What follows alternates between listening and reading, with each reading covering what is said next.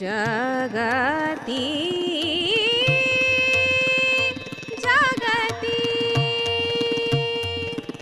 ಶ್ರೀಧರ ಸ್ಮರಣಾಮೃತ ಶ್ರೀಧರ ಗಾನಾಮೃತ ಗುರುವಿನ ನಾಮಾಮೃತ ಮಾಡುವ ಬನ್ನಿ.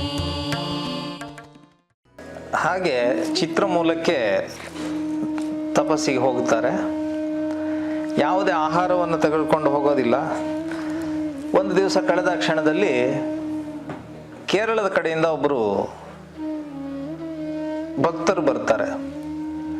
ಅವು ಇವರನ್ನು ನೋಡಿದ ಕ್ಷಣ ಹೇಳ್ತಾರೆ, ನಾನು ಇಲ್ಲಿ ತಪಸ್ಸನ್ನು ಆಚರಿಸಲಿಕ್ಕೆ ಅಂತ ಧ್ಯಾನ ಮಾಡಲಿಕ್ಕೆ ಅಂತ ಬಂದೆ, ಆದರೆ ಈ ಪ್ರದೇಶದಲ್ಲಿ ನನಗೆ ಇರೋದು ಕಷ್ಟ ಅಂತ ಅನಿಸ್ತಾ ಇದೆ. ಹಾಗಾಗಿ ನೀವು ನಾನು ಇಲ್ಲಿಂದ ಹೊರಟು ಹೋಗ್ತೇನೆ, ನೀವೇ ತಪಸ್ಸನ್ನು ಆಚರಿಸಿ. ನಾನು ಒಂದು 3 ಸೇರು ಕಡಲೆಕಾಯಿ ತಂದಿದ್ದೇನೆ, ಇದನ್ನು ನಿಮಗೆ ಕೊಟ್ಟು ಹೋಗ್ತೇನೆ ಅಂತ. ಸಂಕಲ್ಪ ನೋಡಿ, ಬರಿಗೈಯಲ್ಲಿ ಹೋದವರು ಶ್ರೀಧರ ಭಗವಾನರು ಚಿತ್ರಮೂಲಕ್ಕೆ. ಯಾವ ಆಹಾರದ ಸಿದ್ಧತೆ ಇಲ್ಲ, ಅಲ್ಲಿ ಯಾವುದೇ ಹಣ್ಣು ಹಂಪಲುಗಳು ಸಿಗೋದಿಲ್ಲ. ಆ ಪ್ರದೇಶಕ್ಕೆ ತಾನಾಗಿ ಭಕ್ತರೊಬ್ಬರು ಬಂದು ಕಡಲೆಕಾಯಿ ಕೊಟ್ಟು ಹೋಗ್ತಾರೆ. ಇವ್ರಿಗೆ ಅನಿಸ್ತಾರೆ 3 ಸೇರು ಕಡಲೆಕಾಯಿ ಅಂದ್ರೆ ಒಂದು 15 ದಿವಸಕ್ಕೆ ಏನೂ ತೊಂದರೆ ಇಲ್ಲ ತನಗೆ ಅಂತ. ಹಾಗೆ ನಿಶ್ಚಿಂತೆಯಿಂದ ಅಲ್ಲಿ ತಪಸ್ಸಿನಲ್ಲಿ ತೊಡಗಿಕೊಂಡಿದ್ರು.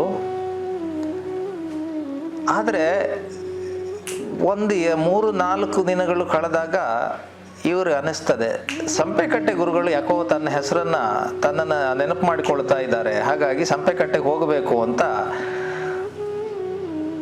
ಇವರು ಏಕಾಗ್ರತೆಯಿಂದ ತಪಸ್ಸನ್ನು ಮಾಡ್ಲಿಕ್ಕೆ ಆಗೋದಿಲ್ಲ. ಹಾಗಾಗಿ ಮತ್ತೆ ಕೊಡಚಾದ್ರಿಯಿಂದ ಕೆಳಗಿಳಿತಾರೆ.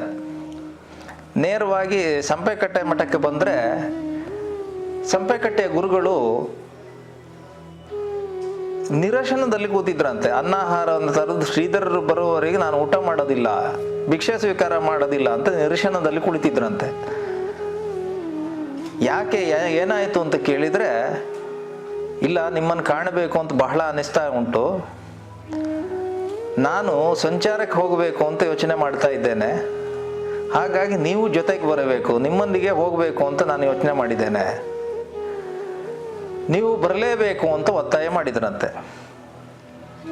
ಇವರಿಗೆ ಆ ರೀತಿಯ ಯಾರ ಜೊತೆಗ ಒಂದು ಸಂಚಾರವನ್ನು ಮಾಡಬೇಕು ಅನ್ನುವಂತಹ ಭಾವವೂ ಇರಲಿಲ್ಲ. ಹಾಗಂತ ಹಿರಿಯರಾದಂತಹ ಗುರುಗಳು ಹೇಳಿದ ಕ್ಷಣ ಅದನ್ನು ವಿರೋಧಿಸುವ ಮನೋಭಾವವೂ ಇಲ್ಲ.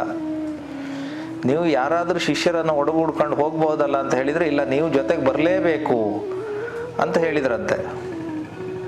ಆಯಿತು, ಹಾಗಿದ್ರೆ ಬರ್ತೇನೆ. ಸರಿ, ಗುರುಗಳ ಅರ್ಚನೆ ಮಾಡುವಂತಹ ದೇವರ ಪೆಟ್ಟಿಗೆಯನ್ನು ಹೊತ್ತುಕೊಂಡು ಇವರು ಗುರುಗಳನ್ನು ಹಿಂಬಾಲಿಸಿ ಸಾಗಿದ್ರಂತೆ. ಸಂಪೆಕಟ್ಟೆಯಿಂದ ಹೊಸನಗರ ಮಾರ್ಗವಾಗಿ ಸಾಗರಕ್ಕೆ ಬಂದರು. ಅಷ್ಟೊತ್ತಿಗಾಗಲೇ ಸಂಪೆಕಟ್ಟೆ ಗುರುಗಳಿಗೆ ಆ ಕಾಲಕ್ಕೆ ಬಹುಶಃ ವಿರಳವಾದಂತಹ ಬಸ್ ಇತ್ತೋ ಏನೋ, ಅಲ್ಲೊಂದು ಇಲ್ಲೊಂದು ಎಲ್ಲ ಇರಬಹುದು. ಮುಂದಿನ ಸಂಚಾರವನ್ನು ಬಸ್ ಹತ್ತಿ ಹೋಗಬೇಕು ಅಂತ, ಬಸ್ನಲ್ಲೇ ಹೋಗೋಣ, ನಮಗೆ ನಡೀಲಿಕ್ಕೆ ಆಗೋದಿಲ್ಲ ಅಂತ. ಶ್ರೀಧರ ಭಗವಾನರಿಗೆ ಮೋಟಾರು ಸಂಚಾರ ಅನ್ನೋದು ಅವರಿಗೆ ಅಷ್ಟು ಇಷ್ಟ ಇಲ್ಲ, ಅಲ್ಲಿವರೆಗೆ ಅದನ್ನು ಬಳಸಿದವರು ಅಲ್ಲ. ಹಾಗೆ ಇಲ್ಲ, ನಾನು ಬಸ್ಸನ್ನು ಹತ್ತೋದಿಲ್ಲ, ನಾನು ಹಾಗೆ ನಡ್ಕೊಂಡೇ ಹೋಗೋಣ ಅಂತ ಗುರುಗಳಿಗೆ ಹೇಳಿದ್ರಂತೆ. ಅಂತೂ ಒಂದಷ್ಟು ದೂರ ಹಾಗೆಯೇ ಅವರನ್ನು ವಿರೋಧಿಸಿ ಅವರನ್ನ ಮಾತನ್ನು ದೂರೀಕರಿಸ್ತಲೇ ಸಾಗಿದ್ರು. ಆದರೆ ಅದು ಹೆಚ್ಚು ಕಾಲ ಉಳಿಯಲಿಲ್ಲ.